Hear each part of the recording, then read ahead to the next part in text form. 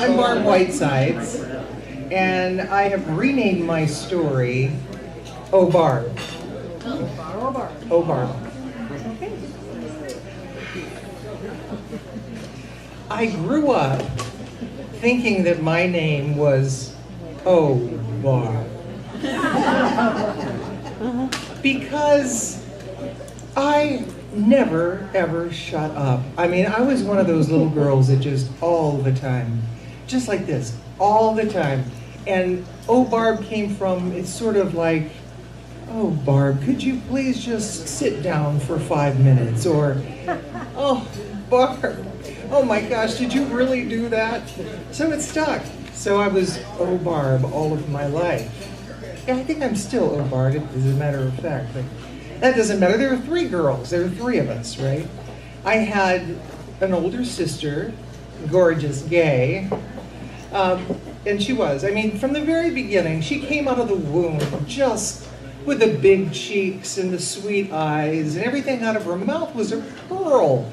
She was the absolute apple of my dad's eye. My dad just thought she could walk on water. And then 2 years later came know-it-all Diane. You know the type. I mean, everybody has somebody in the family that has all the answers. Am I not right? I mean, I bet you can think of somebody, right? I mean, all the time. It didn't matter what came up. She knew the right way to do everything. I can remember one time we were sitting at the table. It's just one example. We're sitting at the table, and I said, Diane, pass the green beans. That's lima beans, lima beans. And it was always like that, from the very beginning. But you know, all these years later, they were the evil sisters back then, but all these years later, I don't know what I would do without them. But yeah, I know, we all love our sisters, that's for sure.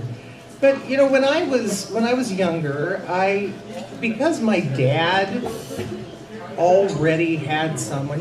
My sister Gay was the apple of his eyes, so he was taken. So my idea was to make sure that Mom loved me best. No matter what, Mom would love me best.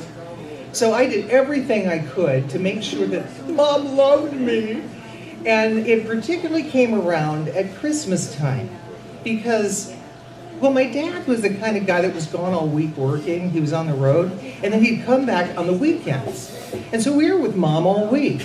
And just, he was always feeling a little guilty about that. So at about Christmas time, he always got these wonderful gifts for Mom. And as a matter of fact, he always had one that was really good.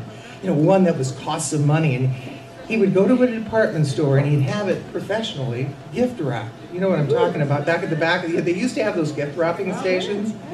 And he'd always get one, and he'd have it wrapped beautifully. And on Christmas morning, it'd be at the back of the tree, where after Mom's unwrapped all the other gifts, this one would come out, and it would be the coup de grace of Christmas morning. So I figured, it works for Dad.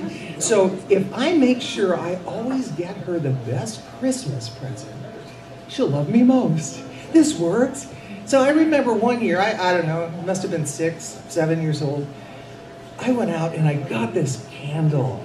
You know, one of those pedestal candles that has like the 3 wicks in it. It was awesome.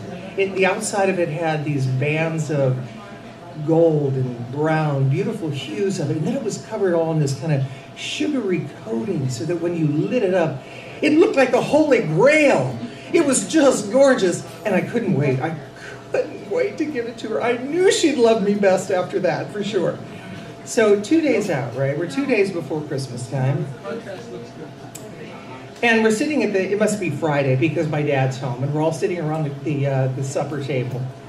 And my 2 sisters, the evil sisters then, of course, and they started to heckle me. Have you told her yet? Have you told her what you're getting her for Christmas? Because I couldn't ever keep it a secret. It was always out in the open almost immediately. Have you told her yet? Oh, I know you're going to tell her. You're never going to make it till Christmas morning. So I was just beside myself. I stood up at the table and I said, I am not going to tell Mom I got her a candle for Christmas. Oh, Barb. See, and that's how it always worked. I mean, the girls went fetal with laughter under the dining table. They just wouldn't let me forget it forever. And then about, I don't know, 2-3 years later, I thought, okay, I can beat them at this game. I know I can. I know I can do this better. I'm gonna wait till the last minute, the very last minute, and I won't have time to spill the beans. I'm gonna wait, and then I won't tell anybody. So here it is, Christmas Eve. I say, Dad, take me to the department store. Take me somewhere where I can find something really special for Mom. This is so important. So he took me to the mall, and I'm in this store, in the department store, and I'm looking around, and there's the jewelry counter, and I walk up to it. It's got one of those jewelry rounds on it, the type you turn around and you can see the jewelry all the way around it. And it was filled with these first name script necklaces, like Ashley or Pamela or Leanne. You probably couldn't find yours there. There's no way, it wasn't in there. And I waited, we were getting kind of picked over, but they were gorgeous. Of course, they're kind of commonplace now, but they were really new and cool then. So I thought, okay, this is it. So I run home and I go to bed, because I want to go to bed so I don't spill the beans with the sisters, right? I go to bed, wake up the next day, and even my sisters are amazed that I have not told anybody what I got from Mom. Because usually that's the first thing I do. So we sit down. Barb is just ready to explode, right? I just, open it, Mom, open. She's got her little pile. I mean, she liked being that way on Christmas morning where everybody was taking care of Mom. And she was a depression child, so what she would do is save all the wrapping paper. Now again, you probably know someone when they get a gift, how they just get the tape and they take that off and they unwrap it and they pile and holy, really? And Mom did this every year, so it's taking forever. And as you can imagine, Barb was ready to explode. Okay? So finally, she's got my gift. She's got it in her hand. And that was no, it's gonna be awesome. And she unpeels it and peels back the tape. I'm opening it. She peels it back and gets all the paper off and smooths it out and puts it in her pile. So she takes the box and she opens it very slowly.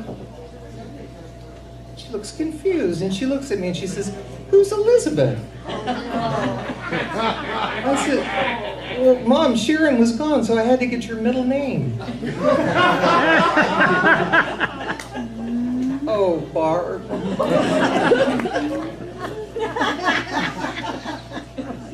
Well, of course, my sisters never, ever let me forget that story. Every Christmas, just like clockwork, that story comes up.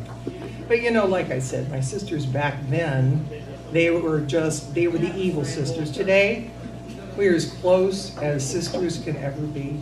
And I gotta tell you too, my mom never even tried the necklace on.